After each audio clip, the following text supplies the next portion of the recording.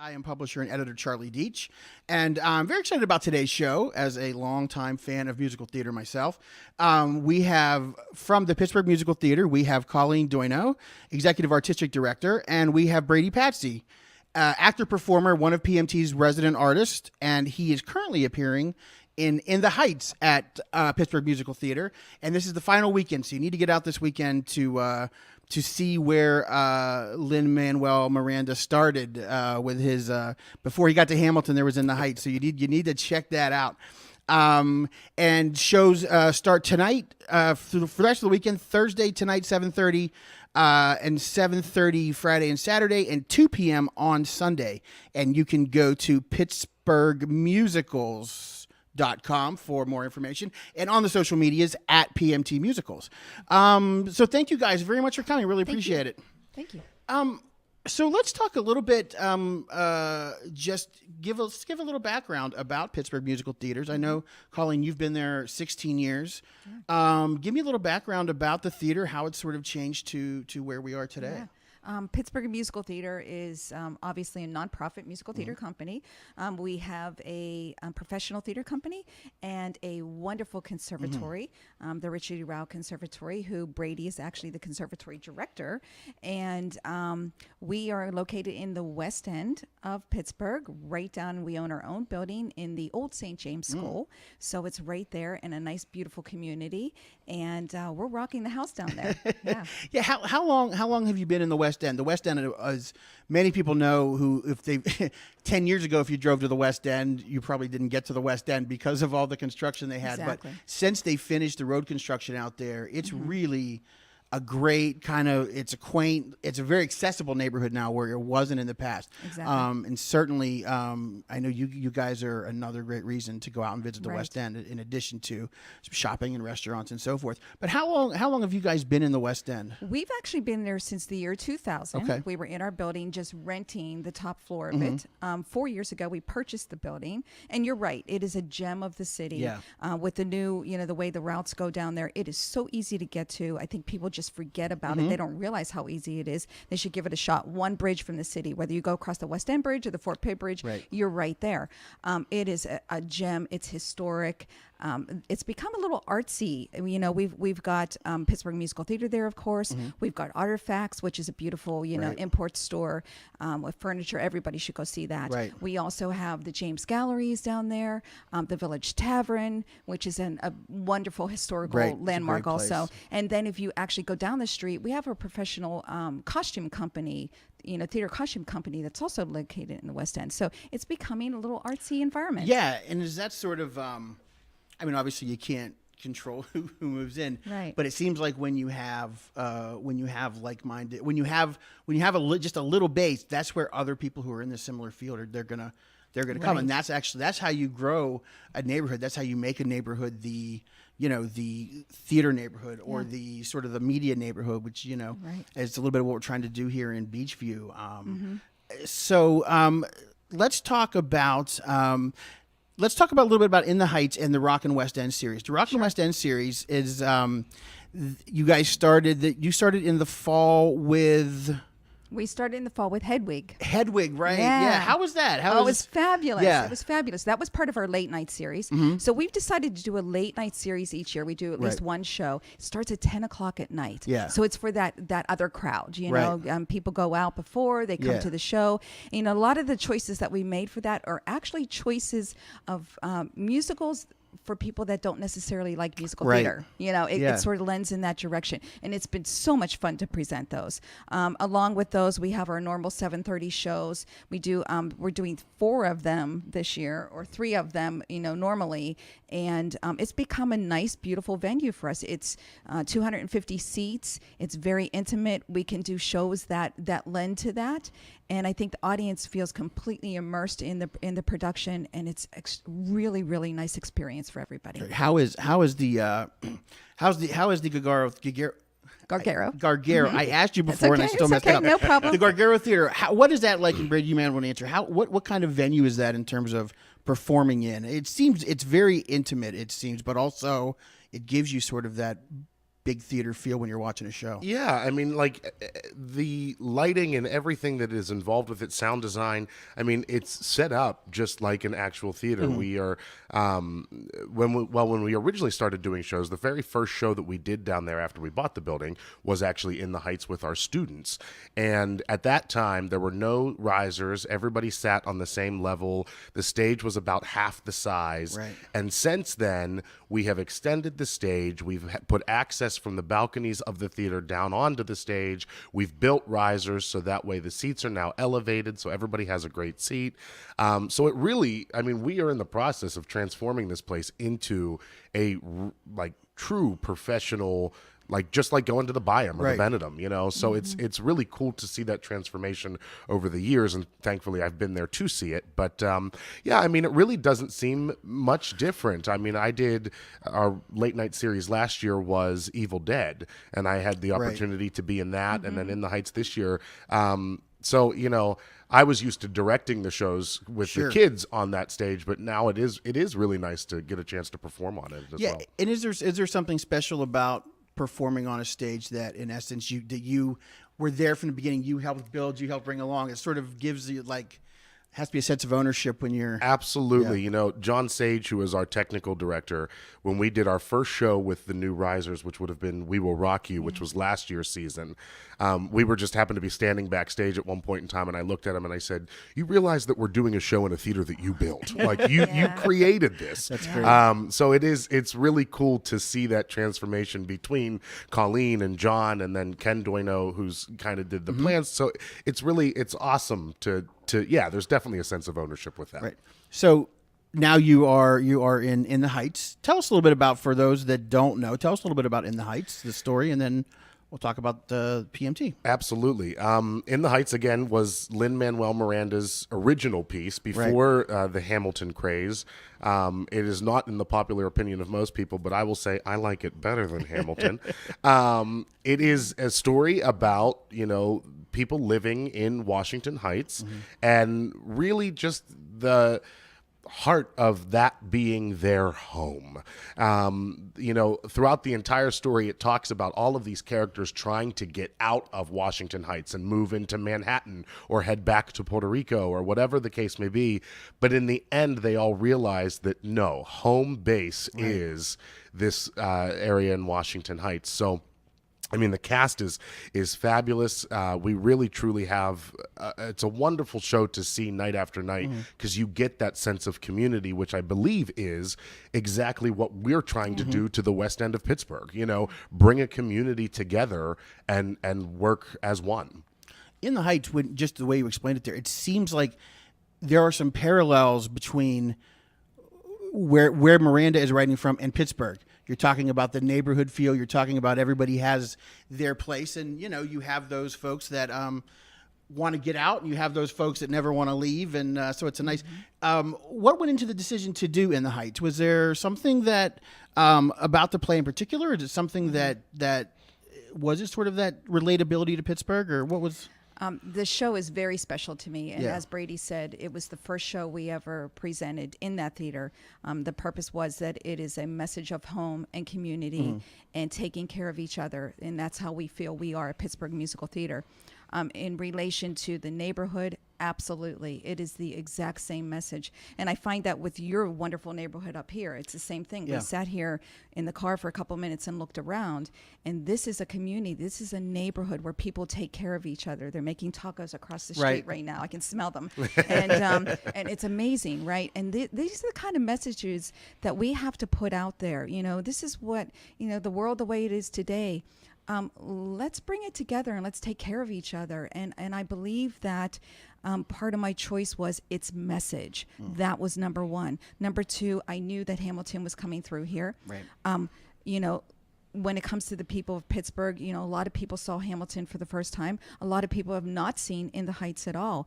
And when you understand the beauty of his piece, when you go to see Hamilton, what better than to go and see his original piece in the same city at the same time when you're interested in it? And that was part of the decision also. But the message is why we're doing it. Absolutely.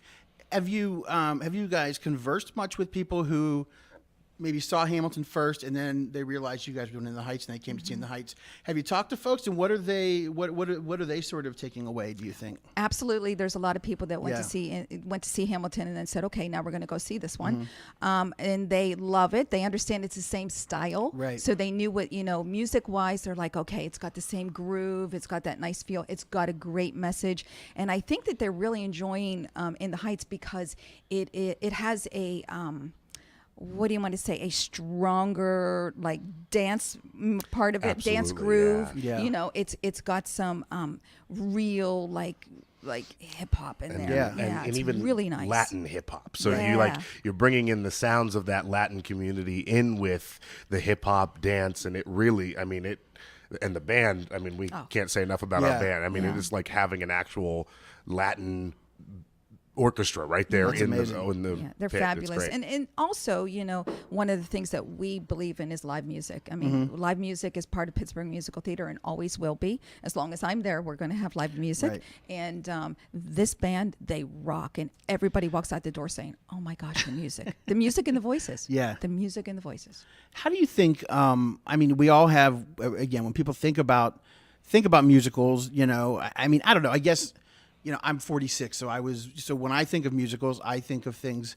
The soundtracks that my parents had in their LP case, which was South Pacific, Guys and Dolls, and and probably for a long time, Guys and Dolls, despite the fact that it doesn't really hold up with some of the messages and some of the roles of folks in that, it's one of my from a music standpoint, it's probably was one of my favorite musicals.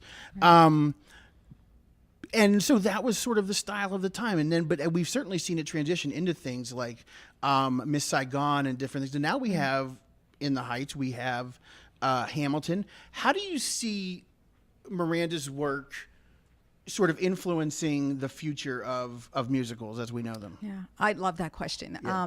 So I think that he's opened a pathway for the performers, the storytellers, in other words, to look right at that audience and tell them the story. Right. It has broke that wall. Instead of them all being presentations and here's the show and you sit back, with an orchestra pit between you and you're watching the show and it's like something on a movie screen almost. Right.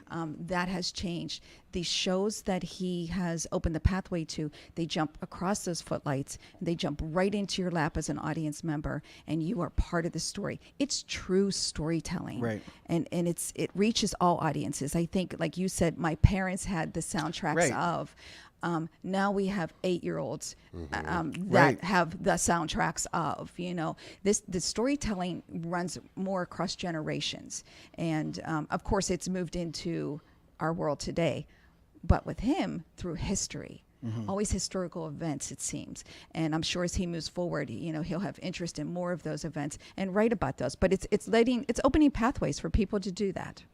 You are listening to the Pittsburgh Current podcast. You can check us out at pittsburghcurrent.com. We're talking to Colleen, Doyno, and Brady, Patsy of Pittsburgh Musical Theater. And you can catch them at pittsburghmusicals.com, at PMT Musicals on their socials. One thing that I thought was really, I guess when you realize like something like Hamilton is as big as it is. I mean, there's almost like as it was getting ready to come to town, there was an excitement level, like the new Avengers movie was coming out. I mean, there was, and it's nice to see live, a live show sort of generate that kind of excitement. And are you finding that shows like this are bringing you new? I mean, you have the conservatory. It might be a good time even to talk about the conservatory. That you're bringing new fans to musical theater or more interest with the kids in the musical theater? Absolutely. Yeah. I mean, I think that in itself is something to speak for with Lin-Manuel's work, in the fact that he has really opened doors for an entire different generation of people. I actually was through Pittsburgh Musical Theater working in the Propel schools as well a couple years ago. And, right when Hamilton was getting started, and the kids, I mean, you'd walk in on the first day, okay, what do you want to learn about musical theater? Can we talk more about Hamilton? Right. They because it's something they can relate to. They're listening to the rap music, and that's why I mean, it's just so telling that they love it so much. We've had students, I mean, I can't tell you how many students we do these general auditions at the beginning of our season, and they come in with Hamilton music or Really? In the Heights music because it's something that they listen to and they're like, wait, this sounds like what I turn on the radio and listen to. Right. So it's huge, And then, of course, once you get them hooked with that, then you introduce them to the South Pacifics and the Guys and Dolls. And how does that like, how does that transfer when you show them? When you show them, when you start showing them shows like that and Phantom, and how do they react when they see that? Is it with the same gusto, or is it kind of is it that, man, this is something I've never seen before, something new? And and that's I think what it is. As much as they are hooked on the hip hop rap style musicals, then they get introduced to things like Phantom, and they're like, well, wait a minute, I also very much so enjoy listening to this. Right. So then they get more of a sense of what the whole business is about. And we talk about everything. I mean, in the fall, our students did Annie, which is something that happened, years ago. 1930s, and then they're doing Chicago coming up in the spring. So we really try to introduce them to as much as we possibly can, whether it be, those golden age standard musicals or more of the contemporary ones. Mm-hmm. Let's talk a little bit about the conservatory a little more. Mm-hmm. So the kids that you guys get in, are they kids that have an interest in musical theater? Are they sort of, are they wondering about musical theater, or are these kids who've had some experience and want to sort of take to the next level of performance and learning their craft? I mean, we have kind of all of that. Yeah. I've had students that are like, okay, well, my kid's done the high school shows and they've done their middle school shows and they really have a passion for it. So I want to learn more about your classes. I mean, we have students that have performed over and over and over again that really have a sense of, know that they want to go on to college. That's through our pre-college program. Mm-hmm. We actually have students that leave their high school half day and then spend the other half of their day with us. And those are the ones that are really training to prep to go to, whether it be a university or a conservatory or whatever, and take it the next step. And then I also have parents that are like, listen, my kid sings around the house all the time. Right. I really think they'd be interested in this. Let's try it. Right. Absolutely. So we really get to see a little bit of everything in that conservatory. And are you finding a diversity in the kids in the even in your audiences? Are you seeing a diverse crowd coming to your shows? Is that it's sort of, because this is some shows from back in the day, maybe they weren't welcoming to all audiences. We're seeing that now. Exactly. We're seeing shows that are more welcoming to folks. And is that what you're seeing in your audiences and in the kids that you have coming in? Absolutely. We're seeing diversity. Once again, if you want to go back to Hamilton and all of that, I mean, this is opening the doors for diversity to be part of it. We have a very diverse community in our audience and in our school. I believe that keeping the tickets affordable helps with that. Being in a neighborhood instead of having to go in, deep into the city also helps with that. It's been a wonderful experience. The conservatory is also, the missions and the philosophies of that are so that these students, can grow up to be articulate, to be good communicators, and to have self-confidence in the future. Right. Not everybody's going to be on Broadway, and very few people are. It's a bigger picture than that. It's using the arts to build self-confidence and to build, future, strong leaders of the future. Yeah. So, and that's what it's about. Keeping live theater, it's face-to-face. It's not on a screen. It's not on a phone screen. It's face-to-face. And I think that's important. And I think a lot of people are actually looking for that. They're looking to step away from the electronics. And you can, I mean, you're sharing that emotion with, you can connect with Brady's on stage. I can connect with him and I can feel the emotion, but also when I get when something makes me laugh, I'm sharing a laugh. Like I'm right, you're right there. And that's what always drew me to theater. And talking about self-confidence, that's what my mother, when I was a freshman in high school, made me get into the drama club because she said I was too shy. And so I always regretted that we didn't have a musical program. So I wish I'd have known about, which you guys have been around back in the 80s. Yeah. For me. So yeah, exactly. But there's just something about that, forces you to come out of your shell, even if you're not so sure in the beginning. It's definitely something I think that a lot of kids would benefit from. Right. Is especially kids who, you know, the parents think maybe they're a little too shy or need to come out a little more. I think theater is coming on the stage is the best way to do that. Yeah, and one of the things that, you know, I mean, anytime that I was teaching an acting class, or, you know, I push to these kids that we do spend a lot of time kind of figuring out ourselves. And I tell them all the time, it's not possible for you to effectively play someone else if you don't know who you are. So we spend a lot of time kind of getting that into, you know, and finding out who we are, so that way we can effectively express someone else's words and someone else's message. So, and, you know, and I tell them all the time that one of the hardest things about theater is, you know, we never like to be vulnerable in front of anybody. You know, we don't want to show emotion. We like to be strong. Well, with theater, you have to. And that's the point. Is I always say theater is therapy. It's a chance for you to go in there and forget about everything that's happening on that outside world and just become something else for a little bit. And I think that's huge in development for these kids. Just again, going back to a little bit of musical theater history. What are your favorite musicals? What did you, or maybe what first hooked you, or what do you particularly enjoy? You could watch over and over again. Yeah, my favorite musical is Crazy for You. It's Gershwin. Yeah. It's something that brought me to musical, from the ballet world to musical theater, and I enjoy that and hope to someday be able to present that again. It's you know, sit in an audience and laugh and cry and take a journey along with them. That's my favorite musical. What about you?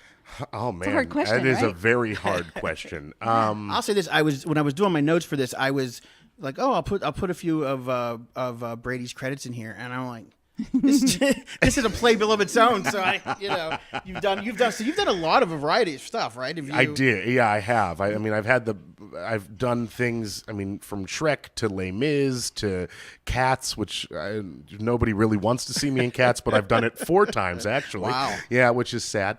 But yeah, I mean, I really don't necessarily have a favorite. I will say one of the things that got me hooked on it, my high school drama teacher was very involved with Pittsburgh Musical Theater. And when I went through a 7th through 12th grade high school, so in 7th grade, she would always take students on a field trip. So my first PMT experience was 17 years ago. I went to see a PMT show. And at that moment, I was like, I don't care how, I'm getting involved with this, you know. And I did the high school shows, and it wasn't until I was a senior in high school that I actually got involved with PMT, but I've been with them ever since. And I mean, that really hooked me. Do you remember what that show was? It was the Civil War was the show. Yeah. Wow. And it actually had, I mean, Tim Hartman, who's went on, I mean, he's Pittsburgh based, but has been in Broadway shows. Yeah. Billy Porter was in that production. Yes. Wow. I mean, so I'm sitting and watching these people and I'm like, okay, all right, I could do this. Is that something that, I mean, obviously you're taken with it, but is that also something that you don't realize the significance of what you're watching? You're watching Billy Porter on stage as a teacher, but now you're like, Jesus, I saw was Billy 12 Porter. years old and I was like, yeah, I saw Billy Porter before he was Billy Porter. You know? Exactly. He was amazing. You know, I was involved in that show, and I just remember him saying, Miss Colleen, what do you want me to do? And I said, Billy, you see that X out there on the floor? And he said, yeah. I said, you get out there and you sing that song. And he did, and brought that audience down. Let me fantastic. tell you. He's He fabulous. really is. Yeah, he's fabulous. So what are we, let's talk a little bit more, Brady. I want to talk to you a little bit about preparing for In the Heights and what sort of audience can expect. What do you, what role do you play, and what do you? So if I have to be perfectly honest, I was supposed to be very involved with the show. Yes. However, I learned that when I'm trying to get the conservatory ready for the second semester, it limited the amount of time that I was allowed to be in the room. So I actually only make a cameo appearance. Now, I was around through most of the process and watched these actors create. And, you know, most of the people in the show, this is not their first time doing it. Some of them have actually done it 5 or 6 times, and this is like their 7th. So it was so interesting to see the dynamic between the difference of those who are walking in and doing it for the first time, and those who literally could step into any role, like they know it like the back of their hand. But you know, they sat back and kind of Aaron Crome, who directed the production, and Jeremy Rodriguez, who was the choreographer. That's the hard thing about doing shows over and over again. Yeah. I've done Rent 6 times, and every time I do it has been with a different director. Right. So you have to kind of sit back and say, okay, this is your vision of the show. Here we go, and it might change some things but you discover new things through that as well. And how much does that change? That's an interesting thing, something I'd never really thought about. But how much does that change doing the same play with a different director? And I know that there are some shows that there have just been a complete 180, take on the show. The Tempest, in fact, is sort of being redone here in town. A little different. How does that? I mean, obviously the dialogue is still there, but obviously there's probably changes in delivery. There's changes in blocking. And how different is that? I mean, it definitely makes a huge difference. One, for instance, I'll use Rent as my prime example here. I mean, every time I've done it, I've played Collins, but I've done it with a different angel. So that alone changes your dynamic, because here's someone you're looking across the room at that you're falling in love with, but it's a completely different actor every time. So I will say that you discover brand new things that you didn't even, I never thought of it that way. Right. I said this line, and the director was like, well, what if the intent behind it is this? I never thought of it that way. Sometimes it's better, sometimes it's not. Right. But, you do really find new things with doing the same piece over and over again. It's interesting. Christmas Carol is a show that we do at Pittsburgh Musical Theater every year. I have been in it 10 times. I've played the same role 5 of those 10 times. But every year, due to different kids being on stage with me, I find new things, even the director who's, Miss Lisa, who's worked on the show now for probably 20 years, she finds new things in it. So it is interesting to do a show over and over again, because it's rediscovery every time you do it. Rest of the season, you have Nonsense, the mega musical beginning March 21st, and then you does Newsies wrap up your season in May? Newsies wraps up our season this year at the Byam Theater. And am I missing a conservatory show? Is there? We actually have two conservatory shows in there as well. We have Chicago, which is our teen production, and that's running February 21st through the 24th at the Gargaro Theater. And then we have our preteen show, which is Fiddler on the Roof Jr., and it is April 11th through the 14th. Yeah. And the exciting thing about that one is this will be the first time that the preteens are performing at the Gargaro Theater as well. The teens have done it multiple times. Now the professionals have done it multiple times, but this will be the debut of the preteens at the Gargaro. So we're really excited Fiddler's about another that. one. I don't even know if I like but I love the music. The music in that just brings you in, and it's like I don't even know if I know what the hell's going on in Fiddler, but I love the music. It just brings you in. It's so great, beautiful. And it's I think what really, and I think for me, when first time I saw Hair was when I realized, hey, there's more to musical theater than just this sort of light, and we're doing this production. I mean, this is a production that is telling an important story, especially at the time that it was written. And so it's so where do you guys I don't know, you probably won't tell me, but any hints on what we can expect next season from you guys? Absolutely not. No. But I will tell you, having the two venues, having one that's 12, almost 1,300 seats, and one that's 250 seats, our catalog is greater. We have the opportunity to look at more, and it is an exciting time, and we're already working on that, and we have some exciting options there, and I can't wait to tell everybody. That's great. Yeah. When do you announce generally? When do you announce We always announce in May with the closing show. Closing show. Okay. And I apologize for going back and forth. So I saw in a couple of your conservatory shows, the Fiddler on the Roof, you have Junior. Is that just because they're the younger kids, or is there a different adaptation? Yeah, so it's the same message, same story. Yeah. It is cut down to be a little bit shorter. Right.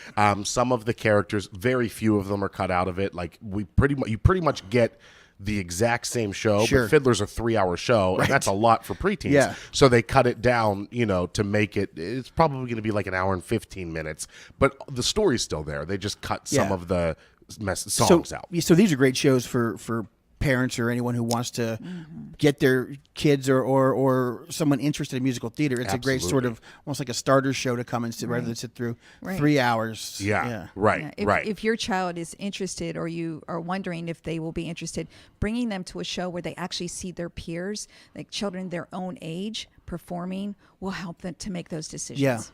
And I think you're right. I think that when you see.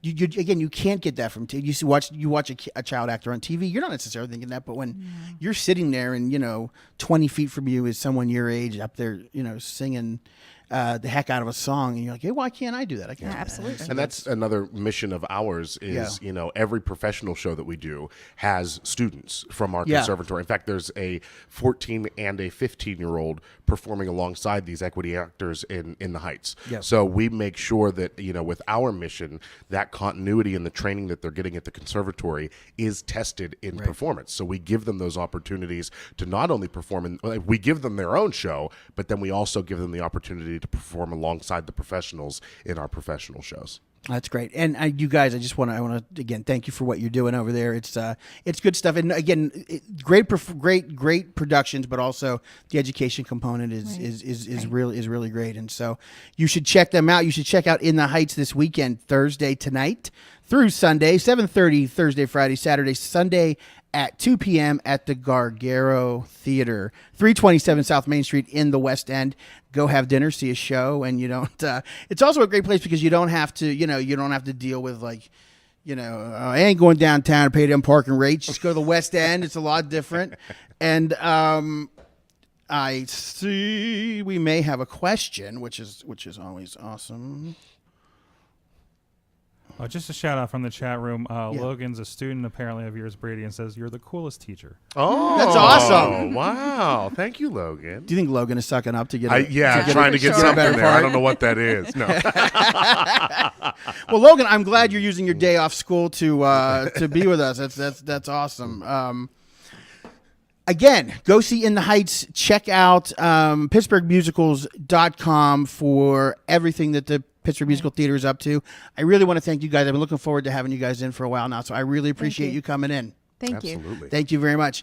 And just a couple of notes as we wrap up the Pittsburgh Current podcast. Next week will be the Pittsburgh Current sex issue, and we have a very special podcast slated for next week, but I'm not going to give it away yet. Sorg's already laughing. I don't know if he's laughing or if he's just really excited about what we're thinking. So we're going to have a really interesting show for you next week. Pick up the Pittsburgh Current every other Tuesday at all of our locations, and you can find your locations on our website at pittsburghcurrent.com, and we have our interactive map. You can find out where to pick us up. That is the Pittsburgh Current podcast for the day. I'm editor and publisher Charlie Deitch. Thanks a lot for hanging out with us.